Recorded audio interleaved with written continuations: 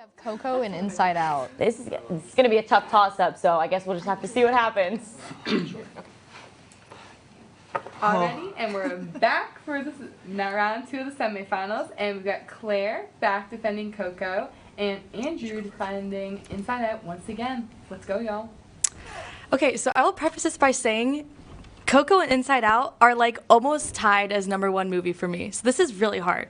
But bringing up some points you brought up, I know the concept of Inside Out, it's a very emotionally intense concept that is a hard thing to teach children, since, you know, Pixar is usually like dubbed as like children's movies, but it's a concept that everyone needs to learn regardless of how old you are.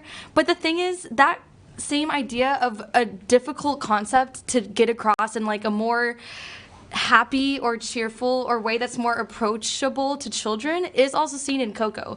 You see the first on-screen death in any Pixar movie in Coco. You talk about an intense idea of what happens after death. And even if what happens in Coco isn't what you personally believe happens after death, it still highlights the importance of remembering your family and the strength of family and just how that can stick with you for the rest of your life and inspire your personal choices, and how that support can just guide you in any way, shape, or form. And I just think that that message is something that, again, is hard to teach to children. It's something that I think will strike a chord with anybody, no matter how old you are when you watch this movie.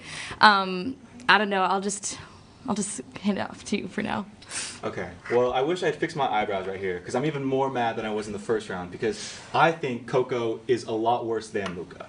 And the thing that you said first, when you said that you think Coco and Inside Out are 1 and 2, I completely disagree with that. I think Coco is towards the bottom. And I think the fact that you did say that Inside Out is tied for #1 shows how universal Inside Out is in the way that it can relate to every single person on this earth. My biggest thing about Coco is that this is a story about family, and this is a story about music. With family, we have seen this story 100,000 times. Kid wants to chase his dreams, has an overwhelming family, feels pressured, runs away, then finds solitude with his family. We've seen it hundreds of times. Is it not seen in Inside Out when Riley runs away, when she gets on the bus? Yeah, but she also runs away? She does run away, but she does it in a way that she learns from it, not where, like, she combined everything, where she says, okay, I'm going to take these memories of me leaving and add that to my memories, the sadness of me leaving and the happiness of me being there, and I'm going to continue that together. He just got exactly what he wanted. Riley didn't get what she wanted. What's his name? Miguel? His name's not even Coco, by the way. Miguel, he gets to stay with his family and pursue music, and he happens to be the great-great-grandson of the best musical artist ever lived. He gets everything that he wants. And Inside Out, it's a message about dealing with what you have. Anger, frustration, sadness, joy, everything, and making what you can out of it. Also, this is a movie about music. And the music is okay. Remember Me is okay, but the lyrics are so simple. And there's a 45-minute stretch in this movie. He wrote it for his like 2-year-old daughter. Exactly. It's supposed to be a simple song. They wrote this not to be a great song, but to be a tearjerker. And that's another thing. Well, it won an Oscar. That's another thing I have wrong with this movie, is that it's just actively trying and trying and trying to get you to cry, instead of being clever about it and having smart film techniques that will then make you cry. It's shoving in the audience's face instead of letting them figure it out for themselves. But back to what I was saying about the music. I think the music is okay at best. There's one pretty good song, but I think if I heard that song outside of the movie, I have no emotional attachment. Bro, the Inside Out song doesn't even have lyrics. And it's still a mid. No, it's That's not. how great it is. It's so mid. Anyway. You were just singing it like 20 minutes ago in that chair. Okay, listen. It's not shoving it in your face. I don't care. You aren't supposed to know that Ernesto de la Cruz isn't like Miguel's real great-great-grandfather. That like was literally the biggest plot twist I'd ever seen. It's supposed to like, that's what I was telling Hunter. It builds up over time. You're supposed to like, when rewatching it, you catch little hints, like the little guitar that Miguel plays on. It has a skull at the end, and the skull has a gold tooth. Also, Hector has a gold tooth. And there's little things that like line up over time, and it's just you're supposed to figure out on your own. It's not supposed to be like, oh, by the way, this is a grandfather. No, it's a spectacular story. You figure it out in a gut-wrenching, emotional scene where Hector's about to die because Coco doesn't remember him anymore. And he has to, like, about to get killed by Ernesto de la Cruz and finally makes it back to the land of the living to finally save his memory. And then Coco, like, it's just, it all comes together so perfectly. It's not in your face at all. I think it is. However, I think the whole kind of main conflict of the movie is that their family doesn't like music.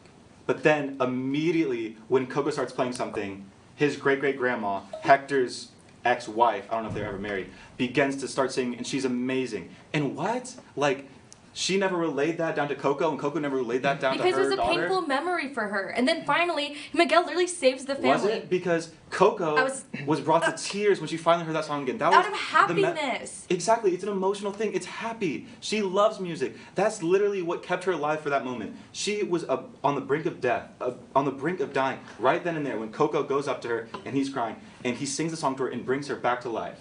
She loves music. They all love music. Why this whole movie are they against it? When in reality, they know they love it. Because, well, Coco wasn't allowed to, she couldn't tell them, like, oh, by the way, he was a musician. Because she has, like, dementia. Like, she can't tell them. So they have to figure it out themselves. And again, he saves the day, and he's the one that makes, which, by the way, I will say, the grandma in the movie is really annoying and really, like, stressful. And she's the one that's always like, no, Miguel, stop playing music. But he finally makes her open her eyes and realize, oh my gosh, this is a beautiful thing that unites our family. It doesn't destroy our family. Let's accept it. And then they're all a big, happy family. So he got exactly what he wanted. Is that what we should learn? Is that what kids should learn? That's what Riley got. That's not what Riley got at all. Yes, she got a newfound appreciation of the place that she's from, her upbringing, her parents, her family, all the memories she's had in the past. That was something new she learned. It's not like she got exactly what she wanted like Miguel did.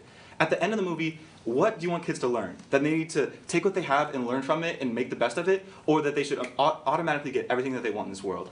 Be the descendant of the best musician ever lived? Have all the great family that's also now supportive of you and wants you to be the next biggest star in the world. Work at the greatest artist ever lived museum. She moves across the country, which is a hard thing for any kid. The news says that moving is the #1 most stressful thing that anyone can do in their lifetime, besides having a baby. She did that when she was 11 years old. She moved to a completely new place.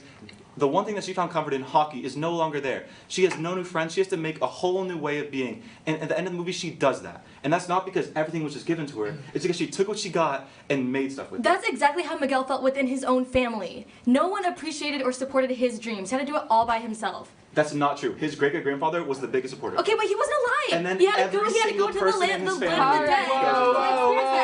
Whoa. That's all we're Bing going to bong, bing have bong. for Who's that funny, let's right play. now, but we're going to go into the next little bit, and we're going to see what Grace and Kelsey have to think. That got heated. Yeah. I don't know. I'm having a blast watching them. And if you guys are having as much fun as we are, don't forget to donate to supportstudentvoices.org. Kelsey, what do you think? It is so hard to say because they were both super passionate about the movies that they were talking about. Like, I genuinely felt, I don't even know if those are their favorite Pixar movies. I would assume so. I would assume so, but you know, just by the way that they're arguing for these movies, it's like I can't even choose myself. It's like I can't even choose myself. Yeah. It's so hard to say. This definitely got a little heated. Maybe not the most heated we've seen, but it's pretty up there tonight. I mean, I don't know. I think it was the most like It's the most passionate. chill heated. Yeah, chill heated. Because, you know, they were sitting in their chairs and they just started arguing because they were just so passionate about what they were talking about. felt there was a genuine love for each movie there. So I don't know. I mean, it's hard to judge based on who loves which movie more, you know? Yeah, but they're both wonderful movies. I think if I personally had to choose, I would lean. It's hard to say because of their arguments. Like, they were just both so amazing. Yeah. But personally, I'm a big fan of Inside Out. Me too. Well, I love that movie. I'm going to be honest with you guys. I've never even seen Coco, but Claire is doing a great job defending it. So obviously, if I had to choose one, I choose Inside Out. But my opinion doesn't matter. So let's see what the judges had to say. All right, so after much deliberation, semifinals round 2, we have decided to give to Coco. Congratulations, Claire. Okay, Claire. Oh, sportsmanship. Oh.